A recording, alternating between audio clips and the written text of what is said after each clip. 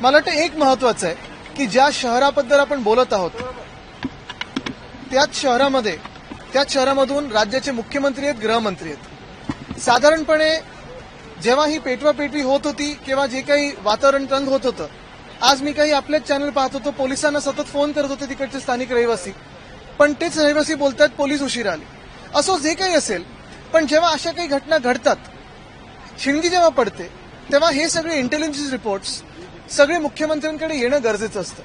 आपण पाहतोय वारंवार या महाराष्ट्रामध्ये हे सरकार बनल्यानंतर, मग ते बीडचं प्रकरण असेल, परभणीचं प्रकरण असेल, अनेक गोष्टी झालेल्या आहेत जिथे कधी ना कधीतरी तो फोटो एखादा लीक होतो, नंतर काहीतरी गोष्टी मीडियामध्ये येतात, पण मुख्यमंत्र्यांच्या कार्यालयाला हे कळतंय का? त्यांच्या इंटेलिजन्सची काही यंत्रणा आहे त्यांना कळतंय का? हा एक प्रमुख प्रश्न झालेला आहे. आज आपण पाहतोय कदाचित जे लावालाव्या करतायत, पेटवापेटवी करतायत, मग मंत्रिमंडळातून काही लोक असतील. आज कधी नाही ते गंमत आम्ही पाहिली की मुख्यमंत्र्यांनंतर एक उपमुख्यमंत्री ज्यांची इन्सिक्युरिटी एवढी आहे, कार्यक्षम तर नाहीच आहेत जसे मुख्यमंत्री नाही आहेत, पण कुठे ना कुठेतरी अजून ठिणगी पाडायची, आपण किती मोठे आहोत, आपलं किती वाचन आहे, जे काही नाही आहे ते दाखवण्यासाठी स्वतः मुख्यमंत्र्यांना बोललेत. पण हे जरी असलं तरी आज कदाचित हा प्रयत्न असेल भाजपचा की महाराष्ट्राचं मणिपूर करायचा, पेटवत ठेवायचं, आणि मग जे काही थोडेफार उद्योगधंदे महाराष्ट्रात येऊ इच्छित आहेत, जी काही गुंतवणूक महाराष्ट्रात येऊ इच्छित आहे, ही देखील पाठवायची, ती गुजरातला पाठवायची. कारण एकंदर आपण पाहतो भाजपचं मॉडेल सगळीकडे एकच असतं, जिथे शासन त्यांच्या हाती लागत नाही, प्रशासन त्यांना जमत नाही किंवा साधारणपणे सरकार चालवणं जमत नाही, तिथे दंगली घडवायची आणि लोकांना त्याच्यात व्यस्त ठेवायचं. आज देशात जे प्रश्न आहेत, बेरोजगारी असेल, सेन्सेक्स असेल, निफ्टी मला वाटतं 28 वर्षात नाही तसा पडलेला आहे. महाराष्ट्रात आपण पाहतोय प्रत्येक शहरात, आज मुंबईत देखील आम्ही मुंबईचे आमदार म्हणून काही चर्चा करत होतो, पाण्याची कमतरता प्रत्येक घरात जाणवते. पण आपल्याला ह्याच्यात कुठेही चटका बसू नये, सरकारला चटका बसू नये म्हणून काय करायचं, तर 325 वर्षापूर्वी काय घडलं त्याच्यावर भांडत ठेवायचं. मी काल जे बोललो तेच आज म्हणीन. स्पष्ट म्हणणं आहे, औरंगजेबची जी कबर आहे तुम्हाला खोदायची आहे ना, जाळायची आहे, जे काही तोडफोड करायची आहे निश्चितपणे करा. वरती पण सरकार तुमचं आहे, आता तिथे पण सरकार तुमचंच आहे, खालती पण सरकार तुमचं आहे, एएसआय तुमच्या हातात आहे. हिंमत असेल तर प्रधानमंत्री महोदयांना जाऊन भेटा आणि सांगा, आदेश द्या ती औरंगजेबची कबर तिथून काढा. पण हे सगळं न करता काहीतरी नौटंकी करायची, तरुण मुलामुलींना पेटवत ठेवायचं, तरुण मुलामुलींना आंदोलन करत ठेवायचं, आणि सगळ्या भाजपच्या नेत्यांची मुलं मुली त्यांची यादी आपण काढली पाहिजे. हे परदेशी तर व्यवसाय करतात ना, ते शिकतात ना, ते स्थायिक झालेत. कारण ह्यांना देखील माहिती आहे की भाजपचं केंद्र सरकार असताना या देशात तरुणांना भवितव्य नाही. नागपूरची दंगल पूर्वनियोजित होती पूर्णपणे दंगल, कारण आता पुढच्या भाषेत बोललो, मराठीमध्ये. अच्छा, असं नागपूरची दंगल पूर्वनियोजित होती का? त्या संदर्भात काही वेळापूर्वी म्हणजे दंगल घडण्याआधी मोठ्या प्रमाणात अफवा देखील पसरवण्यात आल्या होत्या. बघा, हे सगळं जेव्हा होत असतं तेव्हा इंटेलिजन्स यंत्रणा, होम डिपार्टमेंट, मुख्यमंत्री कार्यालय कुठे होतं? हे तर मुख्यमंत्र्यांच्याच शहरामध्ये आहे ना. मग हे सगळं होत असताना जी जबाबदारी मुख्यमंत्र्यांनी घेतली पाहिजे प्रत्येक नागरिकाच्या सुरक्षेची, आणि अशी कुठे दंगल घडू नये म्हणून, कुठेही अफवा पसरू नये म्हणून, ठीक आहे, ते सगळं झाल्यानंतर तुम्ही हाऊसमध्ये स्टेटमेंट करता, तुमच्यानंतर उपमुख्यमंत्री बोलतात अजून पेटवापेटवी करायला, हे सगळं ठीक आहे, पण तुम्हाला सरकार चालवता येत नाही म्हणून दंगल घडू द्यायची, हे किती योग्य आहे? आदित्यजी, आज लोकसभेत भाजपचे खासदार प्रदीप पुरोहित यांनी नरेंद्र मोदी यांची तुलना शिवाजी महाराजांची केली. शिवाजी महाराजांचं पूर्वजन्म. बघा, एक तर भाजपचे स्वतःचे हिरोज कुठचे नाही आहेत, दुसऱ्यांचे हिरो ढापलेले आहेत. सरदार वल्लभभाई पटेल कोणाचे होते? काँग्रेसचे. कितीतरी नेते आहेत. म्हणजे आधी महात्मा गांधींबद्दल पण म्हणजे ते त्यांनी स्वच्छ भारतला त्यांच्याच चष्म्याचं घेतलेलं. स्वतःचे हिरो नाहीत, दुसऱ्यांचे हिरो ढापायचे आणि मग अशी तुलना करून आपले जे महापुरुष आहेत त्यांचा अपमान करायचा. छत्रपती शिवरायांची तुलना कोणावरही केली तर ती छत्रपती शिवरायांचा अपमान आहे. ज्या देशामध्ये ज्यांनी डिमॉनिटायझेशन केलं, देशात आपण पाहतोय मणिपूरसारखी घटना घडलेली, अजून तिथे जात नाहीयेत. मला वाटतं त्यांची तुलना महाराजांबरोबर करणं हा महाराजांचा अपमान आहे. मी त्या खासदाराला सांगू इच्छितो की छत्रपती शिवाजी महाराज हे आमचे दैवत आहेत. त्यांच्यासारखं आधीही कोणी नव्हतं आणि आत्ताही कोणी नाही. हिंमत असेल तर आम्ही जसं जय शिवराय बोलतो ना तसं तिथे म्हणून दाखवा, पण तुलना करू नका. ध्रुवीकरण करण्याचा प्रयत्न, कडक कारवाई करणार असं सरकारतर्फे सांगण्यात येत आहे, पण मंत्र्यांचं काय, मंत्र्यांतून कारवाई करण्याची नाही, ही त्यांची भाषाच आहे ना, कडी निंदा करते है आगे क्या. आणि मंत्री जे आता पेटवापेटवी करत आहेत ना, तुम्हाला सांगतो, जे मंत्री जे कोणी असतील, मग ते उपमुख्यमंत्री स्वतः असतील ज्यांना 2 वर्ष घटनाबाह्य मुख्यमंत्री म्हणून पाहिलेलं आहे, कळत काही नाही म्हणून दंगली घडवायच्या, येत काही नाही म्हणून दंगली घडवायच्या, हे त्यांचं ब्रीदवाक्य. सर, अरविंद सावंत असं म्हणतात की कोणाला तरी मुख्यमंत्री होता आला नाही म्हणून अशा प्रकारच्या दंगली ज्या आहेत त्या घडतात का, असा सवाल अरविंद सावंत उपस्थित करतात. असूही शकतं. हे मंत्र्यांकडनं कुठलं होतं? मागणी आपण करतोय कोणाची सुरेश राणे यांच्या कोणाची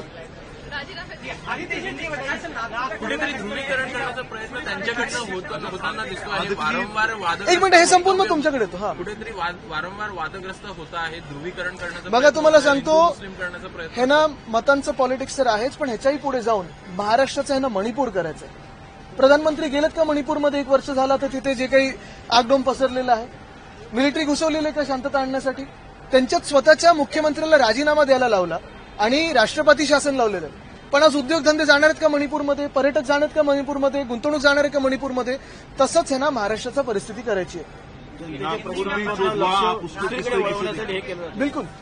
नागपुर में जो कुछ हुआ है उसको किस तरह से देखेंगे आप फिलहाल? प्रदर्शन होता उसके बाद हिंसा होती है, कहीं इंटेलिजेंस फेलियर है. घटना को पहले आपका रिएक्शन किस तरह से देखें तो इंटेलिजेंस फेलियर. आप मेरी रिएक्शन पूछ रहे हैं नागपुर की घटना पे, लेकिन मुझे ये जानना है कि मुख्यमंत्री कार्यालय से क्यों ना कोई रिएक्शन आई जब अफवाहें फैलने लगी थी. जब भी किसी शहर में ऐसी घटना होती है, और ये तो खुद मुख्यमंत्री का शहर है, स्वयं उनका शहर है, मुख्यमंत्री भी है, वो गृह मंत्री भी है, और ये अनुमान लगाया जाता है, मैंने भी सीएमओ काफी नजदीक से देखा है, कभी भी ऐसी घटना होती है तो पहला रिपोर्ट सीएमओ को आता है, सीएम के मोबाइल फोन पे आता है, होम डिपार्टमेंट भी आता है, दोनों डिपार्टमेंट्स उनके साथ है. क्या उनको पता नहीं था ये होने वाला है? मेरा अंदाज यही है कि भाजपा को महाराष्ट्र का मणिपुर करना है. मणिपुर में अगर आप देखें तो पिछले 1 साल से जैसी बातें हो रही है वैसे ही दंगे हो रहे हैं, किसी न किसी को जलाया जा रहा है, किसी को मारा जा रहा है. क्या आज वहां इन्वेस्टमेंट जाएगी? क्या कोई पर्यटन जाएगा? नहीं जाएगा. और यही उनको महाराष्ट्र का करना है, यही हाल उनको महाराष्ट्र के करने हैं. और जहां जहां भाजपा को शासन चलाने नहीं आता है वहां दंगे भड़काते हैं. पिछले 3 महीनों का जो आकलन है आदित्य जी, पिछले 3 महीनों में अलग अलग मुद्दे उठाए गए. आपको लगता है नागपुर में जो घटना हुई है वो उसका एक आज ही मैं कहीं पढ़ रहा था कि वियतनाम जो देश है काफी छोटा है हमसे भी, पॉपुलेशन में छोटा है, साइज से छोटा है, लेकिन 3 गुना ज्यादा उनकी इलेक्ट्रॉनिक इंडस्ट्री हमारे देश से है. हमारा देश शक्तिशाली समझते हैं, लेकिन आज जो भाजपा करना चाहती है इसी शक्ति को तोड़ना चाहती है. हमें धर्म में बांटना चाहती है, हमें जिलों में बांटना चाहती है, हमें जाति में बांटना चाहती है, ताकि अपनी ताकत जो है हम दुनिया को ना दिखा पाए. और खुद की जो सरकार चलाते हैं, एक तो फेलियर है. पिछले 3 महीनों में 4 महीनों में जब से नई सरकार बनी है तब से आप देख रहे हो अनगिनत रेप हो रहे, अनगिनत अत्याचार हो रहे, किसान आत्महत्या कर रहे हैं. केंद्र की सरकार जो शासन चला रही है, शायद आपको पता है नहीं पता है, आप ही के माध्यम से मैं जानता हूं कि सेंसेक्स गिरते जा रहा है, निफ्टी पिछले 28 सालों में सबसे ज्यादा गिरा है तो अभी गिरा है. और ये सारी खबरों को छुपाने के लिए कबर की बात हो रही है. स्टेट स्पॉन्सर्ड ये दंगा था, आप इस तरह के साथ स्टेट इंटरवीन नहीं कर रहा है इतना मैं जानता हूं, और स्टेट को कोई एलिमेंट है स्टेट में जो ये दंगे पसंद करते हैं, लेकिन इसमें मरता है वो आम आदमी मरता है.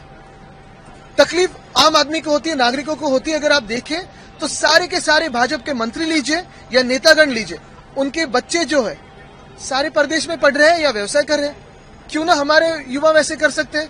उनको तो यही फंसाया जा रहा है कि आज आप आंदोलन करो, आज इसके सामने नाचो, आज उस पर पत्थर फेंको, लेकिन कोई भी बात शिक्षण की नहीं कर रहे, स्वास्थ्य व्यवस्था की कर रहे. राजा से लेके जितने भी नेता हैं, खासतौर पर नीतीश राणे और तमाम लोगों के बयान आपने सुने होंगे, और खासतौर पर जब पिछले 1 महीने का सेशन है, इसी सेशन के दौरान औरंगजेब के बारे में ज्यादा चर्चा हुई है, बजाय कि सारे के सारे लोग ये 300, 440 साल 50 साल पुरानी बात कर रहे हैं.